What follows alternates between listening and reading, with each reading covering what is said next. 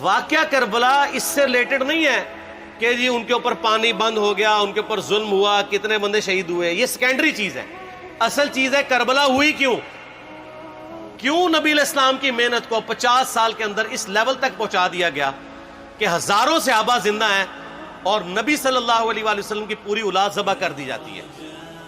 ہم تو یہ کہہ نہیں رہے کہ کیسے ذبح کیا انہوں نے، آری چلائی تھی یا تلوار چلائی تھی، یہ تو واقعہ کربلا تو سب کو پتہ ہے، ان کی شہادت بھی سب کو پتہ ہے. جامعہ ترمذی میں حدیث ہے حسن و حسین جنتی نوجوانوں کے سردار ہیں اور ان کی والدہ جو ہے وہ جنتی عورتوں کی سردار ہیں. اور المستدرک الحاکم میں حدیث ہے حسن و حسین جنتی نوجوانوں کے سردار ہیں اور ان کے والد ان سے بھی بہتر ہیں. تو یہ تو ڈیفینٹ حدیثیں ہیں، یہ تاریخ تو نہیں ہے، نبی علیہ السلام کے فرامین ہیں. تو ان کی موجودگی میں ان کے ساتھ یہ کچھ کیا جائے تو ہم نٹی گریٹیز میں نہیں پڑھتے، ہم اس تھیم کے اوپر کہ یہ کون سی چیز تھی جس نے خلافت راشدہ کو ملوکیت میں بدل دیا، ہم اس تھیم کے اوپر بات کرتے ہیں. ہم کہتے ہیں چھوڑ دیں، بندے ہندے چھوڑیں. الٹیمیٹلی کیا نکلا ہے، کس کی وجہ سے ہوا ہے، وہ تو احادیث کی کتابوں میں موجود ہے. ہم کب کہہ رہے ہیں خفیہ کیمرے لگا گئے جی کس نے گولی پہلا تیر کس نے چلایا، یہ وہ ہم تو بتا رہے کس کے دور حکومت میں ہوا اور ان کا اپنا کردار کیا تھا، اس کو کس طریقے سے لا کے تخت پہ بٹھایا گیا. وہ ساری کی ساری چیزیں تو سامنے ہیں، وہ تاریخ کی کتابیں نہیں ہیں، حدیث کی کتابیں ہیں. اگر آپ کہتے ہیں کہ بخاری مسلم سے ہم نے صرف رفع الیدین کی حدیثیں لینی ہیں یا ایمانیات کی حدیثیں لینی ہے اور باقی جو بخاری اور مسلم میں آل امیہ کی بدماشیوں کو ننگا کیا گیا ہے وہ ہم نے نہیں لینی ہے، تو سر پھر آپ اپنے آپ کو کلیئر کٹ، پھر ہم آپ سے واقعہ کربلا نہیں ڈسکس کریں گے، حجیت حدیث میں بات کریں گے. آپ کو اپنے آپ کو منکرین حدیث کہنا پڑے گا. یہ آپ اسکروٹنگ کیسے کریں گے؟ اس سے بڑی بات مجھے یہ بتائیں کہ عظمت صحابہ بڑی چیز ہے یا عظمت محمد رسول اللہ صلی اللہ علیہ وآلہ وسلم؟ تو بریلوی یہی تو رونا رو رہے ہیں، وہ کہہ رہے ہیں کہ قرآن میں تھوڑی آیات ہیں.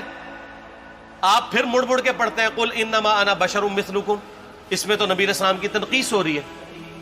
تو ہم ان کو کیا کہتے ہیں کہ تنقیص مقصد نہیں، نعوذ باللہ نہ ہو رہی ہے، آپ افضل البشر ہیں لیکن آپ کی سپیشیز بشر ہے.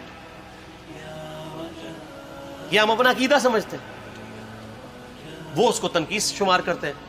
تو پھر اس وقت آپ بھی بریلویوں کی بات مان کے تو یہ آیات پڑھنا چھوڑ دیا کریں. آپ کہتے ہیں نہیں آیات ہے کیوں نہ بیان کریں، تو ہم بھی کہتے ہیں احادیث ہے کیوں نہ بیان کریں. کہ صحیح بخاری میں حدیث ہے 2812 عمار کو ایک باغی جماعت قتل کرے گی، وہ جماعت دوزخ کی طرف بلا رہی ہوگی اور عمار ان کو اللہ اور جنت کی طرف بلا رہا ہوگا. اب اس کے نرغے میں جو آتا ہے وہ آئے، میں اپنے نبی سے ٹکر لے لوں آپ لوگوں کے منہ کا خیال رکھتے ہوئے کہ میں نبی علیہ السلام کو کہوں کہ آپ نے کیوں ایسی بات کر دی کہ مولا علی کے مخالفین کو آپ نے دوزخ کی طرف بلانے والی جماعت کہہ دیا. تو لیں آپ ٹکر، جائیں سیدھا دوزخ میں. اور تھوڑی جرت کریں، آپ یہ کہا کریں کہ اے اللہ، اپنے لیے کہا کریں کہ اللہ تعالیٰ آپ کا حشر یزید اور یزید کے آباء و اجداد کے ساتھ کرے اور اس کی اولاد کے ساتھ.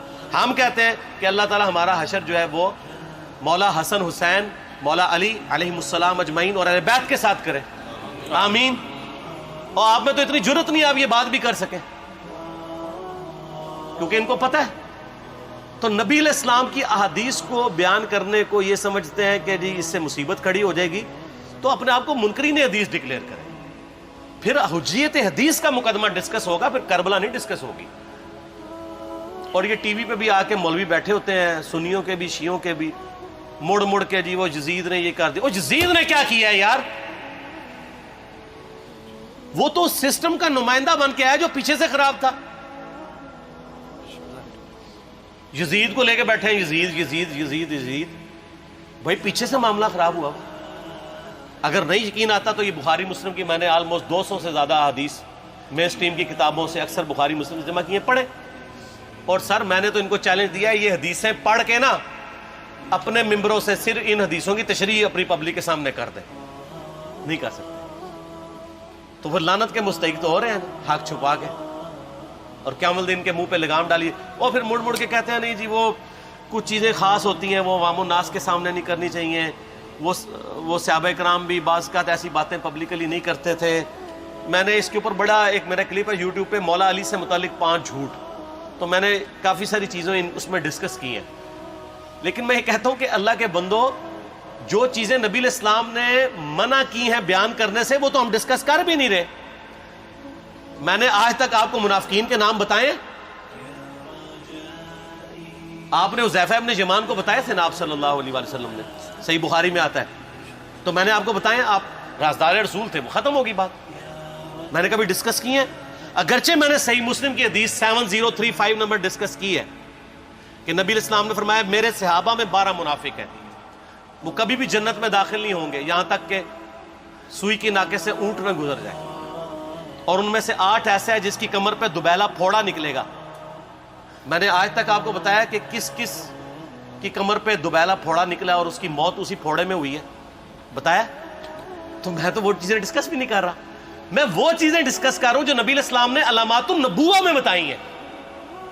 یہ امام بخاری حدیث نبوت کی دلیل کے چیپٹر میں لے کے آئے ہیں، اور امام بہقی نے 3500 احادیث پر مشتمل ایک کتاب لکھی ہے دلائل النبوہ، کہ ہم نبی صلی اللہ علیہ وسلم کو نبی کیوں مانتے ہیں، اس کے اوپر.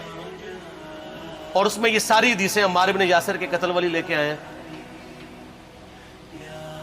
بتانے کے لیے کہ دیکھیں ہمارے نبی علیہ السلام کی نبوت کی دلیل ہے کہ آپ نے اپنی وفات کے آلموسٹ 30 سال کے بعد ہونے والے واقعے کو پہلے ہی بتا دیا. یہ حدیثیں چھپانے والی نہیں، بیان کرنے والی ہیں، علامات النبوہ کی حدیثیں. آپ کہتے ہیں چھپائیں.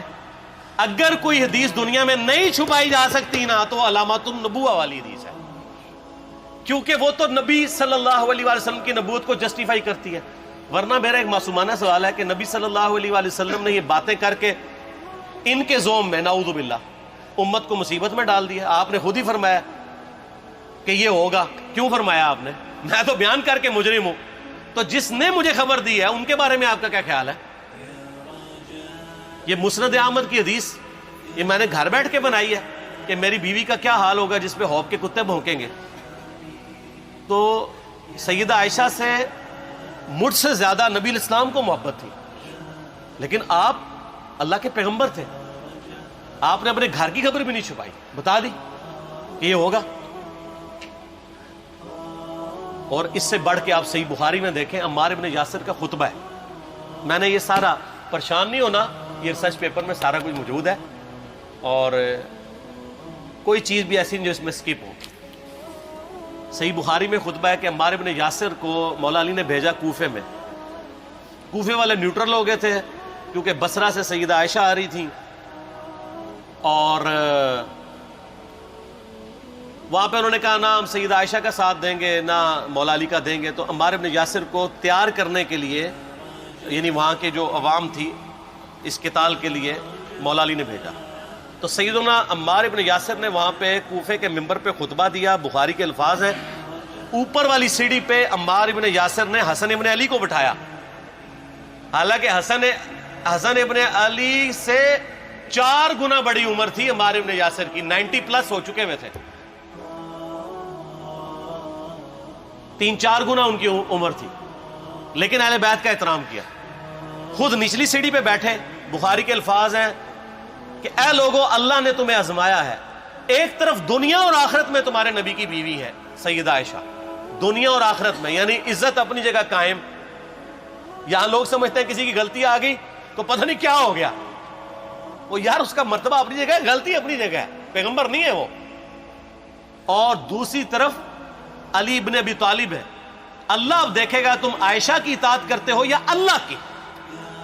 علی کی نہیں، اللہ کی. کیوں؟ یا ایھا الذین آمنوا اطیعوا اللہ واطیعوا الرسول واولی الامر منکم. ان کا اولو الامر مولا علی ہیں، ان کی اطاعت واجب ہے. یہ اللہ نے آزمایا ہے کہ اللہ کی اطاعت کرتے ہو یا عائشہ کی. اور آپ حیران ہوں گے یہ حدیث امام بخاری حضرت عائشہ کی فضیلت والے چیپٹر میں لے کے آئے ہیں. اگر امام بخاری مشورہ کر لیتے نا ناسبیوں سے تو انہوں نے کہا تھا سر آخری صحیح رکھو، پچھلے والا رہن دو، بلکہ پچھلے والا رکھو آخری والا رہن دو، کہ عائشہ دنیا اور آخرت میں. وہ حدیث گھڑنے کا میں آپ کو طریقہ بتاتا ہوں، کاٹ چھانٹ کرنے کا. وہ آدھی حدیثیں لکھتے ہیں نا، آدھی حدیث ایسے لکھتے ہیں امام بخاری کہ سیدہ عمار ابن یاسر نے خطبے کے دوران فرمایا کہ سیدہ عائشہ دنیا اور آخرت میں تمہارے نبی کی بیوی ہے، بس. لیکن امام بخاری نے پوری حدیث لی ہے، آگے وہ بھی ڈالا ہے کہ اللہ آزما رہا ہے کہ عائشہ کی اطاعت کرتے ہو یا اللہ کی، جیسے آپ کے علماء کر رہے ہیں۔ صحیح مسلم کی حدیث 6488 آدھی بیان کرتے ہیں سارے مولوی، بریلوی، دیوبندی، اہل حدیث، سب، میرے صحابہ کو برا مت کہو، اگر تم میں سے کسی نے احد پہاڑ کے برابر بھی سونا خیرات کر دیا اور میرے صحابہ نے ایک مد یعنی 600 گرام خیرات کی، آدھا کلو، اس کے آدھے کو بھی نہیں پہنچ سکتا بس۔ حالانکہ یہ مسلم کی حدیث سٹارٹ اس سے ہوتی ہے کہ عبد الرحمن بن عوف کو خالد بن ولید نے گالیاں دی جھگڑے کے دوران، حالانکہ دونوں مسلمان تھے، دونوں صحابی تھے۔ آپ نے حضرت خالد بن ولید کو بلا کے ڈانٹا، فرمایا تم میرے صحابہ کو برا مت کہو۔ تو خالد بن ولید نے تو آگے سے نہیں کہا حضور میں بھی صحابی ہوں۔ ان کو پتا تھا کہ عبد الرحمن بن عوف نے اس وقت اسلام قبول کیا جب اسلام کا مطلب تھا مار، تکلیف اٹھانا، اور خالد بن ولید نے گولڈن پیریڈ میں صلح حدیبیہ کے بعد اسلام قبول کیا۔ میں اب تم لوگ یہ کر رہے ہو، تم لوگ اگر احد پہاڑ کے برابر بھی سونا خیرات کر دو، یعنی صلح حدیبیہ کے بعد والے لوگ میرے ان کے برابر نہیں ہو سکتے۔ اور جو فتح مکہ پہ معافی مانگ کے مسلمان ہوئے ہیں طلقاء، مؤلفۃ القلوب آل امیہ، ان کا تو لیول ہی کچھ نہیں ہے۔ یہاں تو خالد بن ولید کے بارے میں یہ بات کی جا رہی ہے، اور پھر وہ مؤلفۃ القلوب اپنے زمانے میں ممبروں پہ سب و شتم کروائیں سیدنا علی پر، تو سب سے پہلے تو ان کو کہنا چاہیے جن کے بارے میں حدیث تھی کہ تم صحابہ کو گالی مت دینا۔ ہم نے تو خیر کبھی دی بھی نہیں ہے۔ اور میں یہ آخری جملہ ان کو ایسا بولتا ہوں کہ جو ان کے دماغ تک ڈرل کر جائے گا کہ آل امیہ نے جو کچھ اپنے دور کے اندر سیدنا علی کی گستاخیاں کی ہیں نا، ہم نے تو ویسی کوئی ایک گستاخی بھی آل امیہ کے بارے میں نہیں کی ہے۔ میں نے آج تک آل امیہ کے اوپر بائی نیم کسی کے اوپر لعنت کی ہے؟ حالانکہ یہ مولا علی پہ کرتے رہے، یہ ہے لعنتی خود ہو گئے نا، جب مولا علی پہ لعنت کی تو لوٹ آئی۔ مسند ابی اعلیٰ میں صحیح سند کے ساتھ حدیث موجود ہے، مسند احمد میں بھی موجود ہے کہ سیدنا علی کو جس نے گالی دی اس نے رسول اللہ کو گالی دی صلی اللہ علیہ وسلم۔ جب ام سلمہ نے کہا تھا، شیخ زبیر صاحب نے اس کو تحکیم میں صحیح لکھا ہوا ہے فوٹ نوٹ کے اوپر، کہ لوگوں تمہارے ممبروں پر رسول اللہ کو گالیاں دی جاتی ہیں، تو انہوں نے کہا معاذ اللہ، ہم کب کہیں گے، ایسا نہیں ہو سکتا۔ تو ام سلمہ نے کہا تم لوگ علی اور اس سے محبت کرنے والوں پہ گالی گلوچ نہیں کرتے ہو کیا؟ جبکہ میں نبی کی بیوی کہتی ہوں کہ سب سے زیادہ رسول اللہ سے محبت، سیدنا علی سے محبت نبی صلی اللہ علیہ وآلہ وسلم کرتے تھے۔ لہٰذا جب یہ تم کہتے ہو نا علی پر لعنت، علی سے محبت کرنے والوں پہ لعنت، تو یہ لعنت تو تم نبی علیہ السلام تک لے کے جا رہے ہو، نعوذ باللہ، کیونکہ علی سے محبت کرنے والا پہلے نمبر پہ نبی صلی اللہ علیہ وآلہ وسلم ہے۔ اور پھر کہتے ہیں سب کا مطلب تنقید ہے، اور نہ، پرانیاں گلاں، پرانے بابے، پرانے بزرگ، جھوٹے ہو۔ صحیح مسلم کھولو 6229 غدیر خم سے اگلی حدیث، لعن اللہ ابا التراب کے الفاظ ہیں، مٹی والے ابن ابی طالب پر لعنت، یہ الفاظ موجود ہے۔ سب کا ترجمہ لعنت ہی ہے، تنقید نہیں ہے۔ اچھا پھر میرا معصومانہ سوال ہے کہ اس کا مطلب ہے صحابہ پہ تنقید کرنا اچھا کام ہے؟ کہیں گے نہیں، تو بتاؤ یہ برا کام کون کرتا تھا؟ شیعہ کا ابا کون ہے؟ رافضیوں کا ابا کون ہے؟ آل امیہ۔ تو لہذا شیعہ نو میں کہنا کہ تسی شیخین کے اوپر بکواس اور تبرہ کرنے کی بجائے نا، آپ لوگوں کو حقائق بتائیں کہ ٹوٹی کمند کہاں۔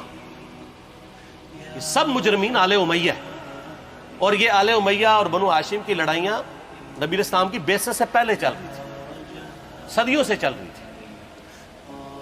وہ تو پھر اللہ نے بنو ہاشم کو نبوت کے لیے چنا، تو ان کو یہ پھر جیلسی ہضم نہیں ہوئی، وہ چیز آگے چلتی تھی۔ خیر چھوڑ دیں، ایک تلخ ٹاپک ہے۔ صلاۃ بر محمد و آل محمد، اللہم صلی علی محمد و علی آل محمد۔ ٹھیک ہو؟